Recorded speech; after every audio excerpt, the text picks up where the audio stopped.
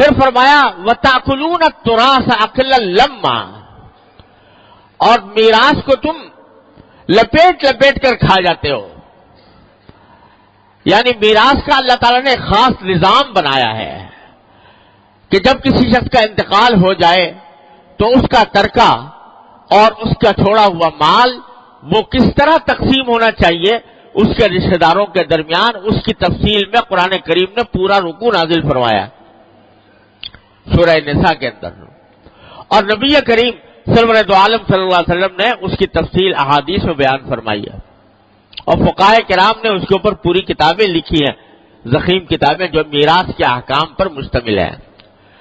فرمایا کہ تم لوگ اس میراث کے احکام پر عمل کرنے کے بجائے لپیٹ لپیٹ کر کھانے کی فکر میں رہتے ہو، حقدار کو اس کا حق نہیں پہنچاتے، جن کو میراث کا حق ملنا چاہیے تھا ان کو تم میراث کا حق نہیں دیتے، خود کھا جاتے ہو.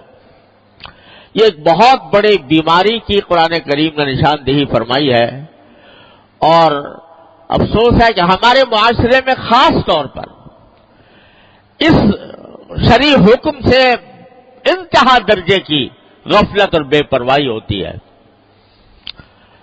اللہ تبارک و تعالی نے حکم یہ دیا ہے کہ جو ہی کسی شخص کا انتقال ہو تو اس کے انتقال ہوتے ہی اس کی ساری دولت یا سارا ترکہ جو کچھ بھی وہ چھوڑ کر گیا ہے، چاہے وہ روپیہ پیسہ ہو، چاہے جائیداد ہو، چاہے ساز و سامان ہو، یہاں تک کہ اگر سوئی بھی چھوڑ کر گیا ہے کوئی تو اس میں بھی سارے ورثاء کا حق ہوتا ہے، تمام ورثاء کا حق ہے. اگر بغیر ورثاء کی اجازت کے کوئی شخص اس کو استعمال کرے گا وہ حرام خوری کا مرتکب ہوگا. اس لیے شریعت کا حکم یہ ہے کہ انتقال کسی کا ہو جائے تو جلد از جلد اس کی میراث کو شرعی وارثوں کے درمیان تقسیم کرنے کا اہتمام کیا جائے. ہمارے معاشرے میں لوگ جو ہے بے پرواہی کے ساتھ انتقال ہوا کسی شخص کا اور اس کا ترکہ ہے، اس میں جس شخص کے ہاتھ پڑ گیا وہ لے بھاگا. اگر کوئی فرض کرو دکان چلا رہا تھا اور اس کا جو بڑی اولاد تھی اس نے وہ دکان چلانی شروع کر دی تو اس کی ساری آمدنی خود کھا رہا ہے، حساب کتاب کوئی نہیں ہے. اور بعض اوقات وارثوں میں نابالغ ہوتے ہیں، نابالغ کی وراثت کا حکم یہ ہے کہ اس کا حصہ نکال کر امانت کے ساتھ رکھا جائے جب تک کہ وہ بالغ ہو. ہاں بالغ ہونے تک اس کا خرچہ اس کے مناسب اس کے مال میں سے بے شک کیا جا سکتا ہے، لیکن اس کو محفوظ رکھنا ضروری ہے، الگ سے محفوظ رکھنا ضروری ہے. لیکن اتنی بلا کی بے پرواہی ہے ہمارے معاشرے میں اس میراث کے معاملے میں کہ جب کسی کا انتقال ہوتا ہے اگر کوئی فرض کرو کہے بھی کہ بھئی شریعت کا حکم ہے میراث تقسیم کرنی چاہیے تو کہتے ہیں ابھی تو مرنے والے کا کفن بھی میلا نہیں ہوا، ہم یہاں کیا حصہ بٹوارا کرنا چاہیں اور کیا بٹوارا کریں، یہ تو غیریت کی بات ہے اور اجنبیت کی بات ہے، ہم تو سب اسی طرح پہلے سے جس طرح چل رہے تھے اسی طرح چلتے رہیں گے.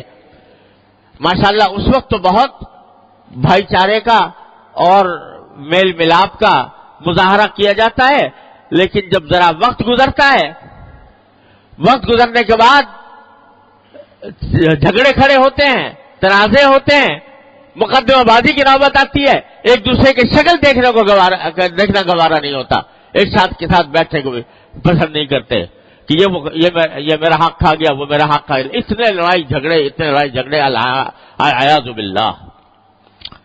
اس کے نتیجے میں دشمنیاں پیدا ہوتی ہیں، عداوتیں ہوتی ہیں، بغض ہوتا ہے، حسد ہوتا ہے، غیبتیں ہوتی ہیں، بہتان تراشی ہوتی ہے. کتنے گناہوں کا مجموعہ اس وجہ سے کہ میراث تقسیم نہیں کی گئی. جس وقت کسی کا انتقال ہو تو پہلا کام یعنی بہرحال تجہیز و تکفین کا فقہاء کرام نے اور قرآن کریم اور سنت کی روشنی میں فرمایا کہ جب انتقال ہو تو اس کے تجہیز و تکفین کے اخراجات بے شک ترکے میں سے لیے جا سکتے ہیں. وہ تجہیز و تکفین کے متوسط درجے کے اخراجات اس کے ترکے سے کیے جائیں وہ ٹھیک ہے. کسی کا قرضہ ہے, کسی کا قرضہ اس نے لیا ہوا ہے, کسی کی رقمیں آتی ہیں, اس کو جلد از جلد قرض خواہوں کو دینے کی فکر کی جائے. یہ سب اپنی جگہ ہے. لیکن اگر اس نے وصیت کوئی کی ہے کہ فلاں کو اتنے پیسے دے دیے جائیں یا فلاں خیراتی کام میں لگا دیے جائیں, اس کے بارے میں بھی شریعت نے یہ پابندی عائد کی ہے کہ مرنے والا اپنے ترکے کے صرف 1/3 کی حد تک وصیت کر سکتا ہے. اسی لیے حدیث میں رسول کریم سرور دو عالم صلی اللہ علیہ وسلم نے ارشاد فرمایا کہ صدقہ اور خیرات اس حالت میں کرو جب تم تندرست ہو. تندرستی کی حالت میں اگر بیمار ہو گئے, مرض وفات میں آ گئے, تو تم اب اس وقت جا کے کہو گے دنیا سے جا تو رہا ہوں, چلو اتنا صدقہ فلاں جگہ کر دوں, اتنا خیرات فلاں جگہ کر دوں. رسول کریم صلی اللہ علیہ وسلم فرماتے ہیں کہ وہ کہتا ہے کہ اتنا فلاں کو دے دینا, اتنا فلاں کو دے دینا, حالانکہ مال تو اب کسی اور کا ہو چکا, یعنی مرض وفات ہی سے اس کے اوپر ورثہ کا حق قائم ہو گیا. اب وہ صرف 1/3 کی حد تک تصرف کر سکتا ہے, 1/3 سے زیادہ نہیں کر سکتا. اگر 1/3 سے زیادہ کرے گا تو ورثہ کے ذمے اس کو ماننا کوئی لازم نہیں ہے. یہاں تک کہ اگر فرض کرو کسی کی نمازیں قضا ہوئی ہے, روزے قضا ہوئے ہیں, اور اس کا فدیہ دینے کی وصیت کرتا ہے, وہ بھی 1/3 کی حد تک کر سکتا ہے. 1/3 سے زیادہ اگر وصیت کرے گا کہ میرا فدیہ اتنا بن جاتا ہے کہ 1/3 سے زیادہ ہو جاتا ہے, تو ورثہ کے ذمے اس کو ماننا کوئی ضروری نہیں.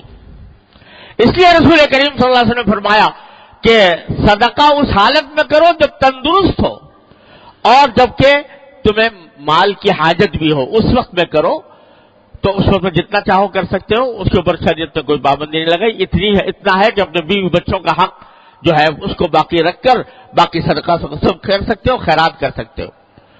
لیکن جب بیماری ہو گئی تو مرض وفات میں بھی اگر کسی نے وصیت کی ہو کہ فلاں خیرات کر دینا, مرض وفات میں کی ہو یا پہلے کی ہو, لیکن وصیت 1/3 سے زیادہ کی معتبر نہیں ہوتی.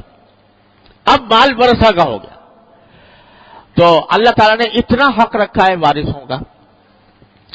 اب جب انتقال ہو جاتا ہے تو میں نے عرض کیا کہ ایک سوئی کے اندر بھی سب شریک ہیں, بغیر ان کی رضامندی کے اس سوئی کو بھی استعمال کرنا جائز نہیں ہے.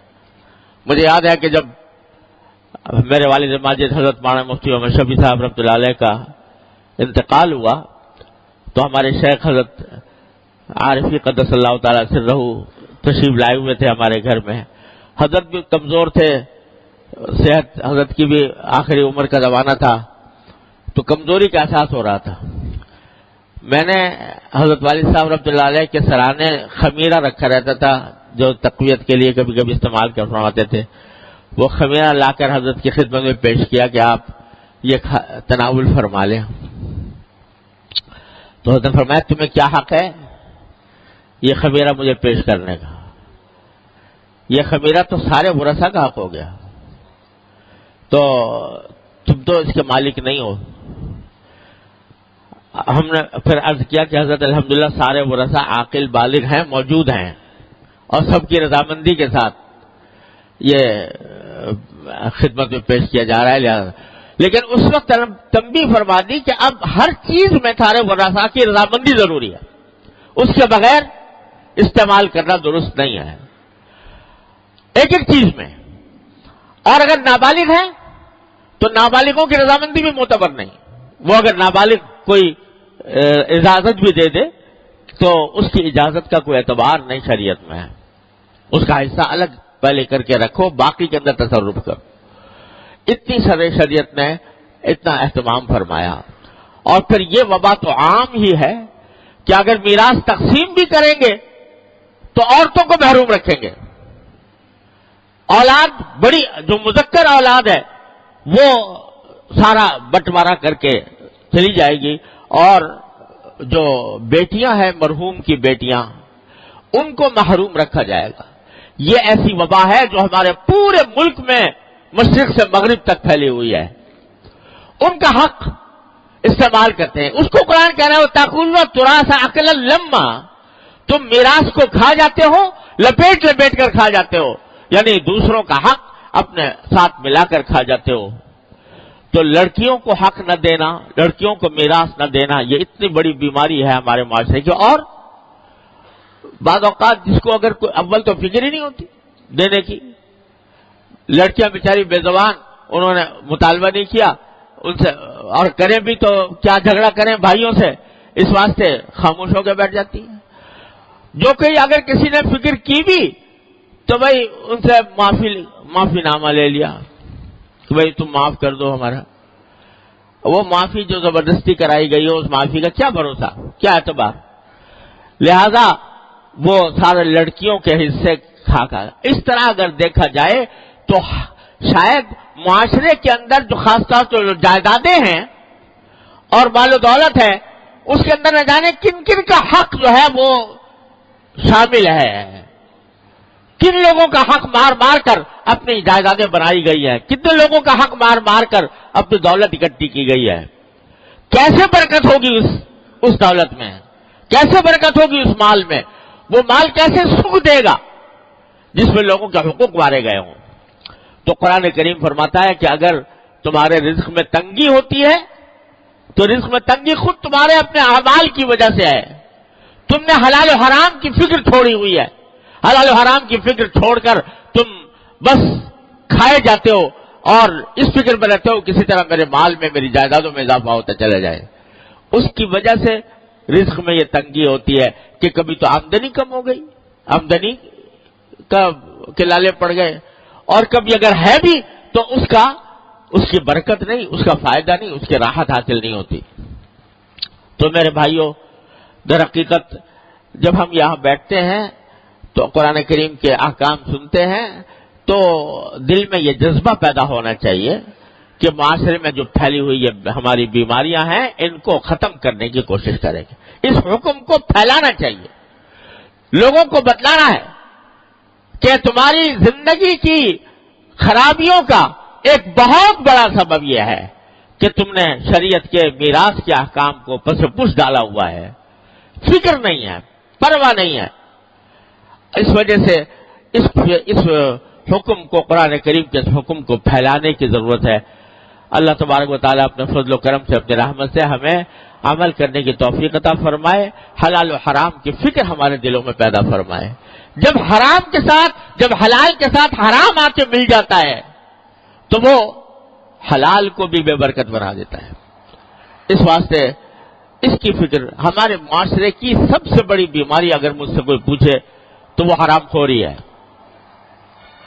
حلال طریقوں کے بجائے حرام طریقوں سے آمدنی اکٹھی کرنا اور شریعت کے احکام کو نظر انداز کرنا، یہ سب سے بڑی بیماری ہے ہمارے معاشرے کی اور ہماری پریشانیوں کا ایک بہت بڑا سبب ہے. اللہ تعالیٰ اپنی رحمت سے ہمیں اس سے نجات عطا فرمائے. اللہ تعالیٰ ہمارے دلوں میں آخرت کی فکر پیدا فرمائے. اللہ تبارک و تعالیٰ اپنے بارگاہ میں حاضری کا احساس ہمارے دلوں میں پیدا فرمائے. خوشی منائی جا رہی ہے کہ نیا سال شروع ہو گیا. ارے خوشی اس بات کی منا رہے ہیں کہ نیا سال آ رہا ہے، یہ پتہ نہیں نیا سال، ایک سال گزر گیا. عمر کی جو مہلت تھی اللہ تبارک و تعالیٰ نے عطا فرمائی تھی، اس کا ایک سال گزر گیا، غفلت میں گزر گیا، گناہوں میں گزر گیا، خطاؤں میں گزر گیا. اس کی فکر نہیں، اس کا چراغاں ہو رہا ہے، اس پر آتش بازی ہو رہی ہے کہ نیا سال آ رہا ہے.